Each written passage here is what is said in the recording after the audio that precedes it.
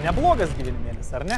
Baseiniukas, žydra jūra, pusryčiam mimozos ir austras. Tada pasidegini mažumėlę, pasivolioji saulėje, išsipakuoji kelis brangius siuntinius, nusifilmuoji porą reelsų, keletą storių, sėdi į Ferrari, varai pasišopint, papietauji Michelin restorane. Kas turi fantazijos, tas tikrai sugalvos, kad dar prabangaus ir faino galima nuveikti būnant turtingų influencerių. Kai TikTokai ir Instagramai užkimšti tokiais vaizdeliais, nieko keisto, kad influencerio darbas Z kartai asocijuojasi su svajonių profesija. Daugiau kaip pusė Z kartos atstovų svajoja tapti influenceriais, o 54% amerikiečių, kuriems dabar yra nuo 18 iki 60 metų, mielai mestų savo darbus, jeigu tik gautų progą pilnu etatu dirbti influenceriais. Jei millennialsai vaikystėje svajoja būti gaisrininkais ar kosmonautais, tai šiandien jaunimas masto praktiškiau, kuriems galams vargti, jeigu turtai ateina patys. Tik turėk sekėjų ir reklamos. Juokas juokais, bet Z kartos svajonės ne iš piršto laužtos. Remiantis Forbes socialinių tinklų turinio kūrėjų ekonomika,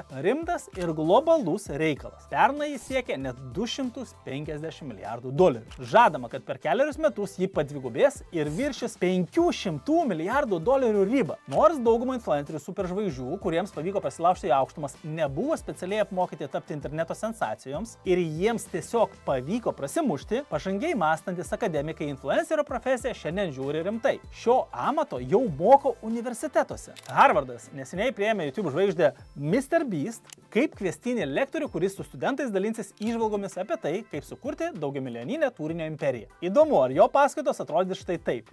I am sitting on $5 million in cash and competing for it. Open the gates! Are these 2,000 contestants?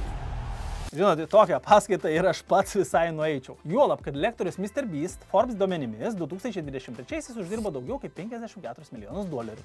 Verta pasiklausyti. YouTube virš 100 milijonų sekėjų turintis broliai dvyniai Stokes Twins uždirbo 20 milijonų dolerių. Kitaip tariant, pasidalino uždarbį broliškai. Kiekvienam po 10 lemų. Fantastika, ar ne? Atrodo, kad šie pinigai taip lengvai padaro. Lietuvoje oficialios statistikos apie influencerių uždarbį neturime, bet remiantis reitingais populiariausių nuomonės formuotojų sąraše karaliauja tokie vardai kaip Karolina Meschino, Jonas Nainys, Vaidotas Grincevičius, Rolandas Mackevičius, Orijus Gasanovas, na ir Artur Lebedenko Swan su savo podcastu Tapk geresniu, kuriame beje ir man teko garbė sudalyvauti. Bet tu ir taip visų šiuos žmonės žinai geriau už mane. Apie Lietuvos influencerių uždarbį mes galime spėti tik iš pletkų. Girdėjai, tas influenceris už reklamą 4 štukės paprašė. Onas dar daugiau. Brangiausiai kainuoja reklaminiai reelsai, pigiausiai paprastai išnykstantis story. Kai kurių influencerių istorija primena amžinai transliuojamą Baltojo katino svetainę. Tad nenuostabu, kad juos sekantis jaunimas gali lengvai įtikėti, jog influencerio gyvenimas yra aukso kasykla. Tačiau dėja, bičiuliai, turiu jūs nuliūdinti. Influencerius, kurie uždirba tiek, kiek Mr. Beast, o lietuvišku mastu prašo 4000 eurų už reklamą, galima ant 2 rankų pirštų suskaičiuoti. Jų yra mažai. Tiksliau tariant, jų yra labai mažai. Visi kiti, ypač tie, kurie demonstruoja, kaip prabangiai, lengvai ir smagiai leidžia savo dienas, yra paprasčiausiai apsimetėliai. Apsimesti turtingų nėra sudėtinga. Apie tai to jau ir papasakosiu. Tik nepamiršk paspausti like ant šio video ir pasižiūrėti jį iki galo. Sukurti iliuziją, kad turi pinigų, kad esi sėkmingas, kad tau daug moka už reklamą, yra jokų darbas, jeigu žinai keletą gudrių triukų. Tik prieš atskleisdamas tuos triukus noriu užduoti visiškai paprastą klausimą. Kuriems galams apsimetinėti, kad turi pinigų, jeigu iš tiesų gali jų turėti ne manipuliuodamas, bet įdarbinamas savo pinigus, kurie tau leis keliauti po pasaulį, mėgautis hobiais, pirkti tai, ko tau iš tiesų norisi ir leis tau gyventi svajonių gyvenimą. Apie tai, kad man pačiam reikia tapti nuomonės formuotojų ir didinti lietuvių finansinį raštingumą, mintis kilo po kelių dešimčių konsultacijų, kur bendraujant su žmonėm, paaiškėjo, kad jie visiškai nesigaudo pagrindinės investavimo principus. Todėl sukūriau savo TikTok kanalą, kuriame labai paprastai ir aiškiai pasakoju apie investavimą, taupimą, pinigų psichologiją. Ilgesnius videos dedu į YouTube, o po to, kai prisijungė keletą bendraminčių, sukūrėm finansiškai raštingi projektą ir Facebook grupę, kurią beje gali pasiekti, nes ten yra labai daug naudingos informacijos. Vien ko verta summary apie tai, kokie pokyčiai mokesčių ir išmokų sistemoje mūsų visų laukia 25 metais. Nuoroda į šitą video yra aprašyme. Kiek brangs kuras ir kiek didės vaiko pinigai. Realiai daug naujovių mūsų laukia. YouTube srauto apmokestinimo platformos AdSense duomenimis tik 0,3% YouTuberių per mėnesį uždirba $5,000 ar daugiau. Pradedantysis YouTuberis, turintis maždaug 1000 prenumeratorių, gali uždirbti nuo $30 iki $300 per mėnesį. Nelabai čia tais privačiais lėktuvais šampe ar šaneliais kvepia, ne?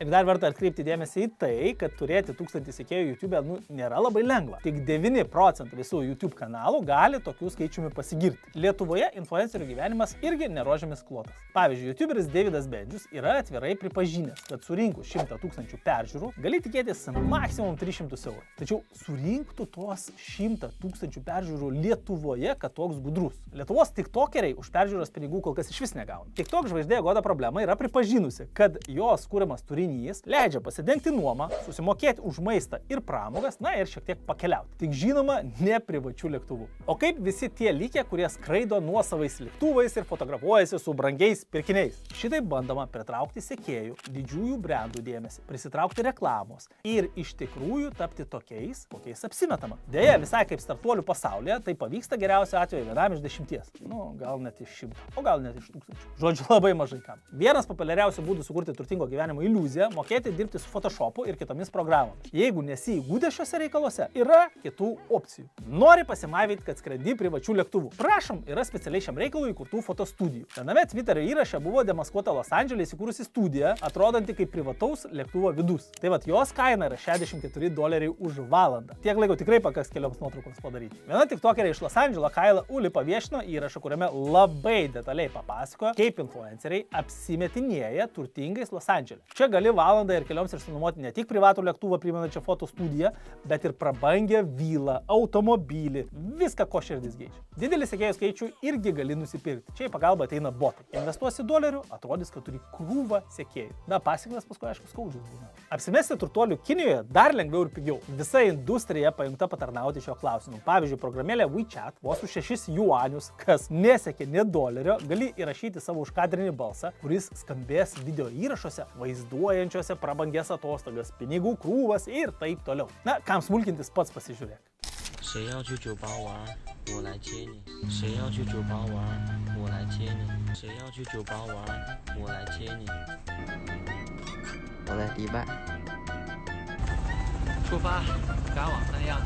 Jungtinėje karalystėje influenceriai gudrauja fotografuodamėsi su tuščiais garsių dizainerių pirkinių maišeliais, dėžėmis ir pakuotėmis. Pavyzdžiui, populiarioje platformoje Depop gali nusipirkti tuščią Hermes, Tiffany, Chanel, Dior ar bet kokio kito brangaus brando maišelį ar dėžutę. Net ir lietuviškam Vintede tokių pirkinių pilna. Visa ši informacija verčia kilnoti antakius iš nuostabos. Na, sakytum, koks normalus žmogus gali šitaip neturėti ką veikti gyvenime, kad pirktų tuščius prabangių brandų maišelius ir su jais pozuotų. Kur mes nusiritom? Ar įmanoma dugną pramušti dar giliau? Galim juoktis, galim verkti, bet kai kurie influenceriai tvirtina, kad tokia taktika atvėrė jiems duris į didžiųjų brandų reklamos užsakymus. Kita vertus, per daug gučintis ir šanelintis, kai realybėje neįperki net Chanel švarko sagos, yra rizikinga. Turi tai daryti itin profesionaliai, kad nebūtum demaskuotas. Pavyzdžiui, jeigu keli nuotrauką, kurioje sėdi patenkintas ant sofos apsikrovęs bangiais pirkinių krepšeliais, o tada toliau sėkmingai visuose storiuose pozuoja pasidabinės H&M ar Bershkos asortimentų, na tai jau gal baik, brolau ar sesė. Nei sekėjai, nei reklamdaviai nėra kvailiai ir šitaip rizikuoja tapti pajuokos objektu. Išduosiu gudresnį būdą visus apmauti. Dizainerių drabužius gali išsinuomoti, o jeigu turi daugiau pinigų sąskaitoje, nusipirk rūbų fotosesijai, o paskui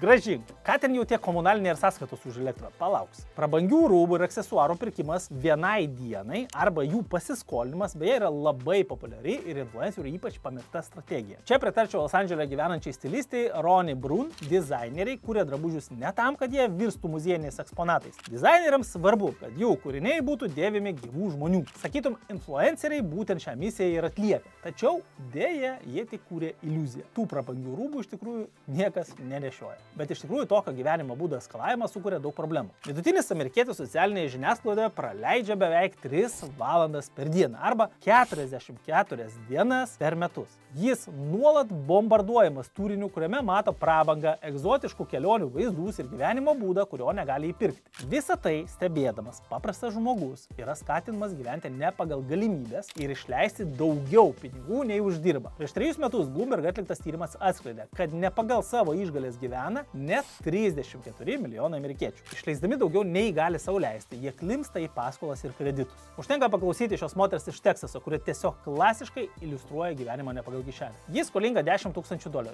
bet ir toliau perka. Po $300 per mėnesį išleidžia Lego žaislams iš Amazono. Ketina parduoti savo visai neblogą Chryslerį ir pasiskolinti dar 20 ar 25 tūkstančius eurų, pirkti naują mašiną. Jie $100 palieka merčio Taylor Swift parduotuvėje, nes Taylor jai labai patinka. Taylor Swift shop? That's an expensive hobby to get into. That's recurring. Reoccurring? She's already a billionaire and you're poor, so why don't you take care of yourself? She's like my favorite, so I'm... Favorite what? She doesn't know you exist. I like to think she does. She doesn't. Sakykit, ką norit, bet aš manau, kad ši moteris tobulo gyvenimo būdo eskalavimo pasekmė. Kai matydamas tai, kas vyksta socialinėse medijose, susikūrė nerealius lūkesčius ir jauti spaudimą kurti pasauliui tam tikrą savo įvaizdį, kuris dažniausiai viršė tavo galimybę. Žinoma, čia prisideda ir finansinio švietimo stoka. Ir impulsyvus išlaidavimas, kai negali atsispirti nenusipirkęs kokią nors nekūčio. O tada jau gyveni nuo algos iki algos arba kaip nutiko šiai moteriai iš Teksaso, įklimpsti į skolas. Ką būtų galima nuvengti, kad išvengtumėme tokių liūdnų padarinių? Pirmiausiai, tai reikėtų kelti savo finansinio raštingumo lygį ir žiūrėti mūsų kanalo turinį. Daugiau skaityti, domėtis, planuoti biudžetą, praktikuoti finansinę drausmę, atsidėti pinigų santaupoms ar investicijoms. O jeigu nepavyksta to padaryti savarankiškai, kreiptis patarimą į finansų ekspertą. Primenu, kad nuorodos yra video aprašyme. Arba tiesiog pakalbėk su draugu, kuriam tai pavyko ir paprašyk jo pasidalinti savo patirtimi. O ko tikrai neverta daryti, tai lyginti savęs su kitais. Nes tarp savivertės ir materialinio turto negali būti jokio lygybės ženklo. Brangus drabužiai ir blizgantis daiktai